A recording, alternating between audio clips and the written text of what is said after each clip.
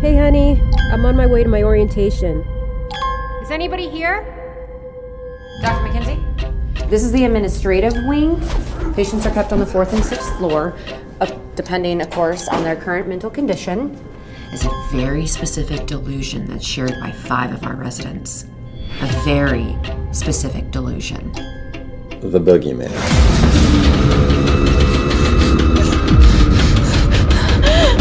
Stop it! Listen to me, there's someone in there with you! This could just be his first recorded disturbance. Hush, hush, hush. Here comes the Boogeyman. What happens to little boys who disobey their mothers? The Boogeyman gets them.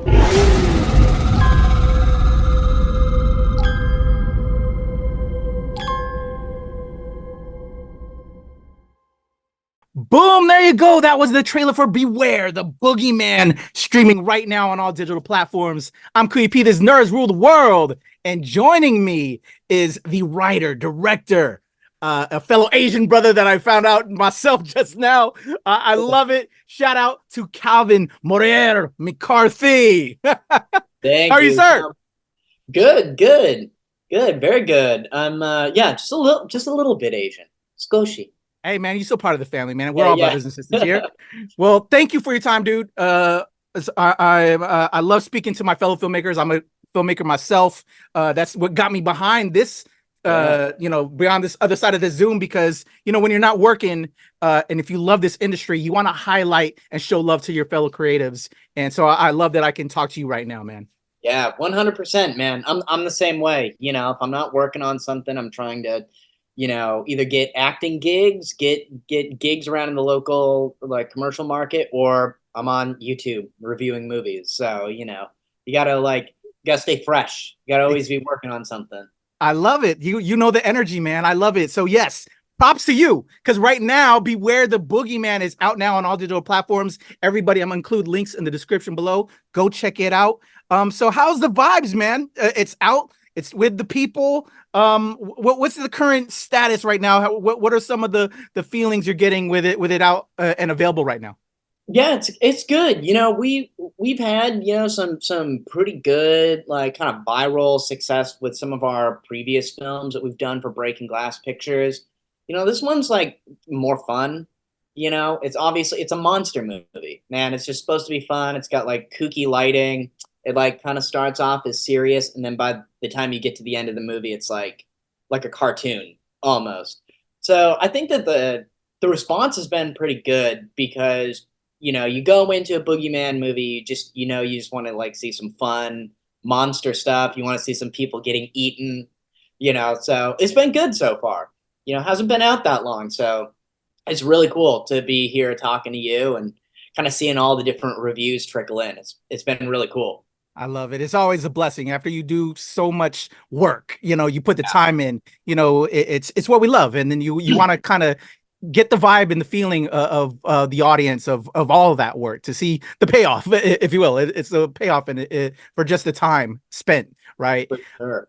So, man, let me start. I want to talk, about this film. But I think the Boogeyman is a universal story. We all have been told the Boogeyman by our parents and everything. So I'm curious, before we talk about how you actually came about doing Beware the Boogeyman, where did you first hear about the Boogeyman in your own personal life?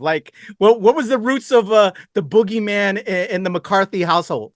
Yeah, it's funny because, this movie was made kind of by the whole team.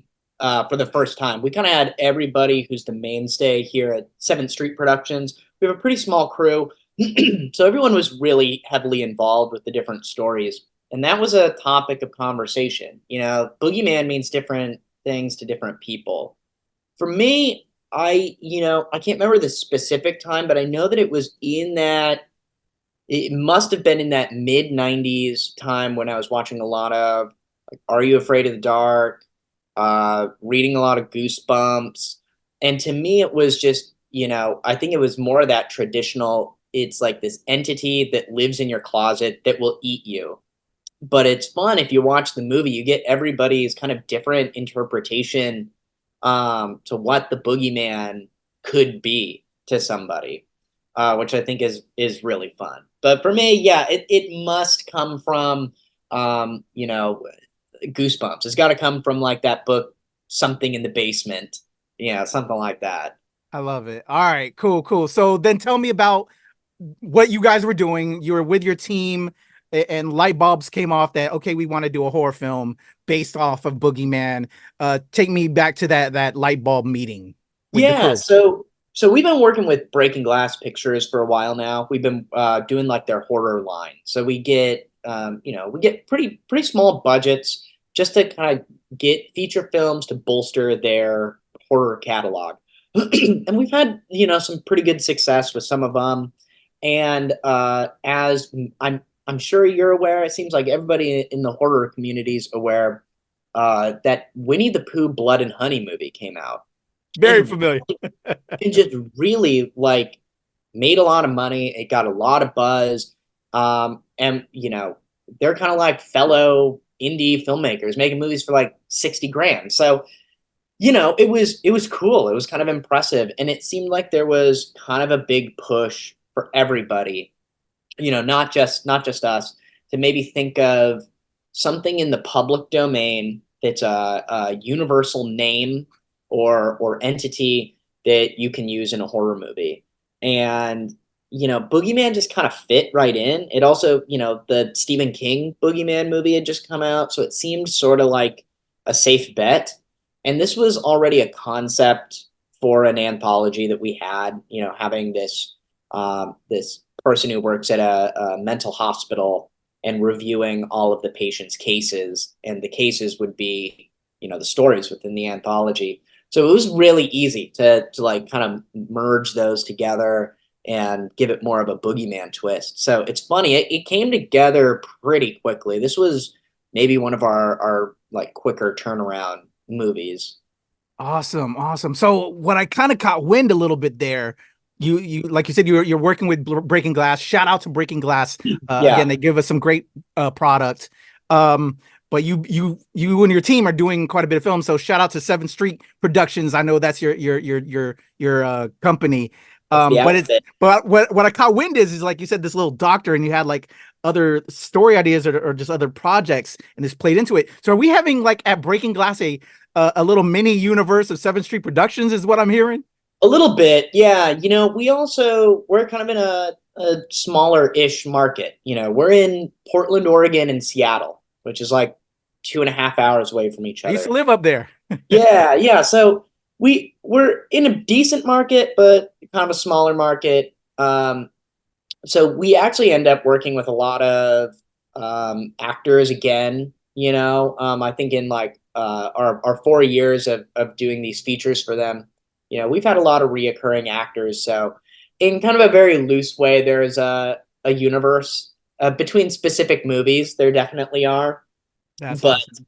Yeah. Within this movie, all the little stories are moderately connected. There are little Easter eggs in there that showcase that like the whole town is plagued either with a mental disorder, right? Like some sort of schizophrenia, or the Boogeyman itself. That's awesome. A shout out to all the loyal fans of 7th Street Productions. Yeah, they can see that little Easter eggs. I love that. Yeah, man. We need more of them. Let's go. We're gonna make it happen, right, y'all? Yeah. All right. So Beware the Boogeyman. Got your team together, got it all workshopped and going. Bringing something different and fresh to a concept we already know. And with the team, if we could talk about, so like once we locked down on this, we got the approval from Breaking Glass. We're going forward. What was something maybe different that separates your Beware the Boogeyman from other Boogeymans that you want to inject? And then if we could also go from there to, as you were saying a second ago, some of your fellow actors that worked on other projects in this, highlight the cast that you brought in to bring Beware the Boogeyman to life. Yeah, there was an emphasis on just making sure that it's a good monster movie. I think that was everyone's big kind of complaint with the new Stephen King Boogeyman, even though, that's made for millions of dollars. It's, far better, clearly. But there was an emphasis on, making sure that the movie is fun. We try to also look at trends and maybe what people like. And we actually looked maybe a little more toward things like Winnie the Pooh, Blood and Honey. Like, what about that? It's goofy and people like to dunk on it, but people clearly like it at the same time. And it seemed like, the movie's fun. It's not taking itself uber seriously. It's got good scares and stuff, but we want to see the monster. So that was a big thing for us, was you don't see a lot of Boogeyman movies in general, but you definitely don't see a lot where it showcases the Boogeyman a lot. Like, let's give it to the audience. So I think that's one of the big differences here is if you're looking for just like monster movie, you're looking for like people being eaten by the Boogeyman, we've got that for you, I dig that. And just kind of our approach to the lighting, we really tried to do kind of like a comic book, kind of cartoony, very saturated colors within the stories because these characters are crazy too. So everything is like a little warped and off. But yeah, all the actors who worked on this were great. There were so many because we had 5 different stories to tell plus the wraparound. But Elissa Dowling is in the movie. She's from The Girl on the Third Floor and We Are Still Here. She's had like a really big career, so it was kind of an honor to fly her in for a couple of days and work with her. And she really seemed to like working with us as well. That's awesome. And I know you're also making an appearance in the film as well, because again, you're the writer director, but you're also an actor yourself. You had mentioned that in between gigs, acting. Yeah. So pulling additional hats, if you will. I know I do very much the same. I'm an actor, and we do it all when you're an indie cat. Yeah, you have to. What is that like? And any pro tips for other people just like ourselves that trying to make this dream happen? Trying to create films, work with your friends, and just do it all. How do you keep it all together, man? Yeah, I got that question earlier too, and you said it, man. We just come from the indie world. Like, I don't know anything different. Wearing a bunch of hats is just not new to me. I think actually, if I was, we have a crew of 7 people consistently. We basically have department heads, and that's it. So doing extra stuff is just not. It's not shocking. I would be more shocked if I had less to do. So, getting in front of the camera was pretty easy.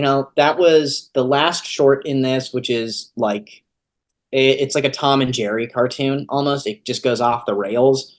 It was actually a story that I had written a long time ago, and actually kind of thought of it as a sequel to, have you seen the movie Trilogy of Terror with the little Zuni doll that's like running around? I have. It's been a long time, but yeah, that's a deep cut too, man. Yeah, I kind of thought of like a sequel to that. And it had always been brewing, and I always wanted to play the character because it's over the top. He's like, he's fresh out of rehab. He has, an alcohol problem and a little bit of a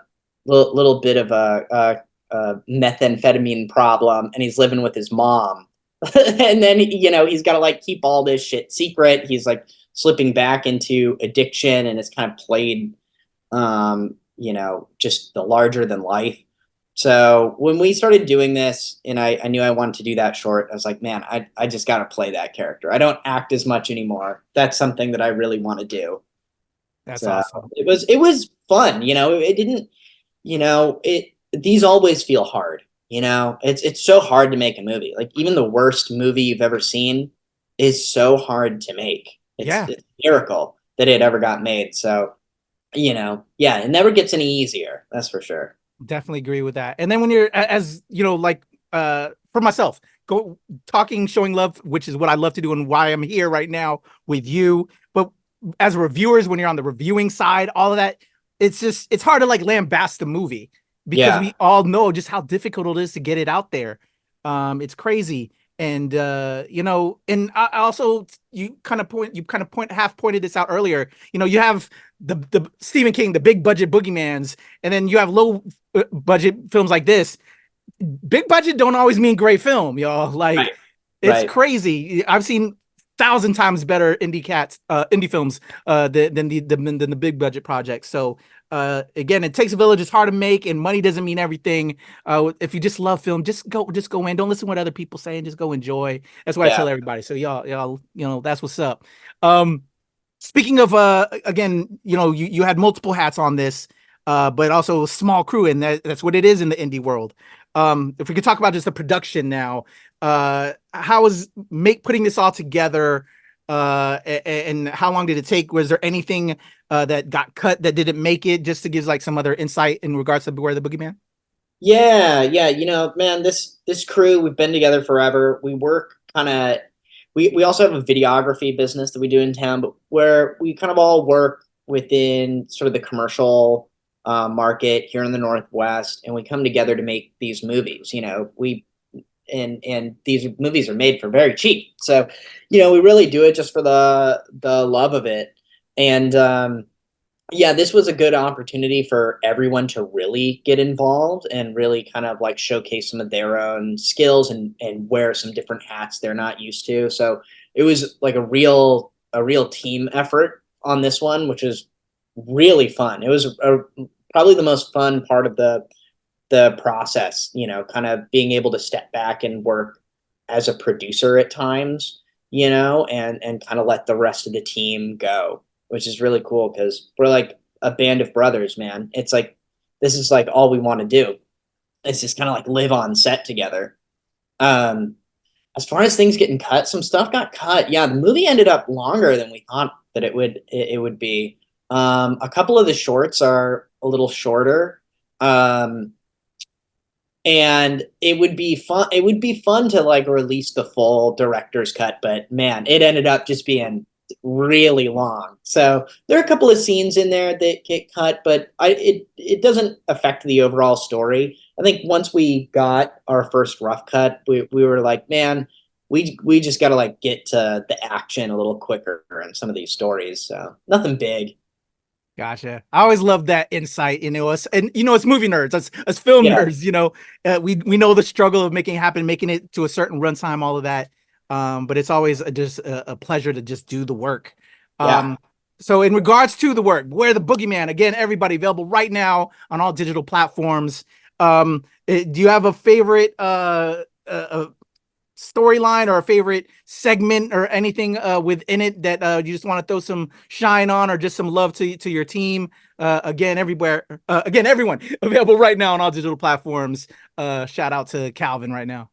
Yeah, you know, I'm a little bit biased. I kind of like the first story in this. It's got elements to it that are based on a true story from what my dad and my dad's brother said. It involves a ghost story within a story and it's an animated segment. So it's like there's a portion of the movie that is like a cartoon for a little bit when this character is giving a backstory about finding this dead dog with two different colored eyes, and that's all based on a true story. So my dad and my uncle both say actually happened to them when they were kids, and I incorporated that into this Boogeyman short. So I think that just like the uniqueness of having, you know, Chynna Rae Shurts, who's on our team, she does a lot of our poster work. She does our titles, but she also did the animation for that. And she's also in it, actually. She's the actress who's in it.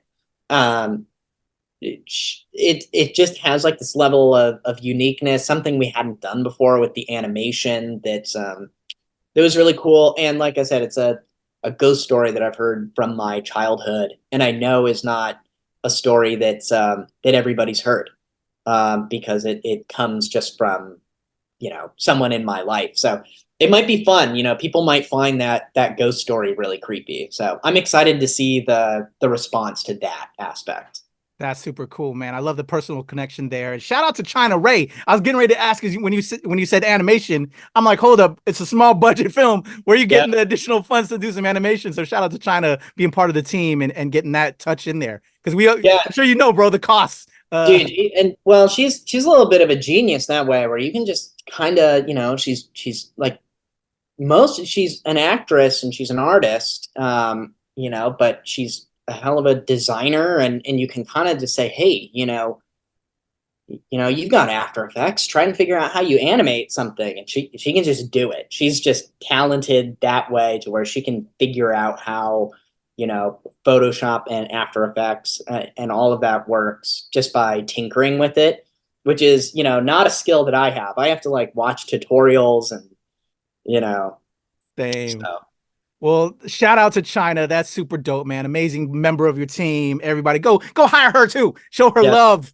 Beware the Boogeyman, y'all. Again, available on all digital platforms right now. Calvin, man, thank you for sharing with me about Beware the Boogeyman. I'm looking forward to digging in and giving it my full attention. But I know you're constantly working as well, or trying to make things work. Like we mentioned earlier at the beginning, we're giving love to Beware the Boogeyman right now, and I know you're in promotion mode for this. But you made this movie with a bunch of your friends, and you're trying to make more. I was looking at the IMDb a second ago before we got started, because I was doing my homework. You got some other projects on the way. Can we talk a little bit about them? I know you don't want to get into too many details because it's still in production, but just to show love on you and other projects you got coming, or if anything, how can we tell everybody to follow you so they can show love to 7th Street Productions, man? Yeah, for sure.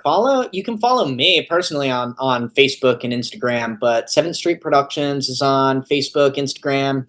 Our website is 7thstreetfilms.com. All of our feature films that we've done for Breaking Glass and a couple other companies are on Tubi, Amazon, they're on Plex, Vudu. They're kind of everywhere. They're pretty easy to find. We're actually going into production on a feature film right now that's kind of sort of within the same universe. It's a sequel to one of our films that had some kind of moderate viral success. It's called Conjuring the Beyond. So we're doing a sequel to that. We're actually gearing up to do that here in a couple of weeks. We've been deep in pre-production, and it's just kind of serendipitous that Boogeyman came out like right as we're about to go onto another set. So we've got big energy right now. It's like good time right now. Awesome. Well, congrats, bro. It's a pleasure to chat with you, man. Wishing you all the love and support from filmmaker to filmmaker. Again, excited for you that Beware the Boogeyman is out. Everybody, again, links in the description below for Calvin as well as 7th Street Productions. Go check out Beware the Boogeyman right now once you're done watching this. It's on all digital platforms right now. Calvin, man, pleasure to chat with you. As those other projects come out, man, please come back. Let me show you love. Let me give you your flowers. Let's highlight those projects so we can tell the world. Hey, please have me back. Add me. You add me on Facebook and shit. Shoot me a message, man. Most definitely. Everybody, Calvin Morie McCarthy. I know I messed it up. I'm trying. Yeah, no, it's good. It's your boy Kuya P. Nerds rule the world. Beware the Boogeyman. Available right now on all digital platforms, y'all. Go watch it right now. Right now. Like right now. All right, there's a cut.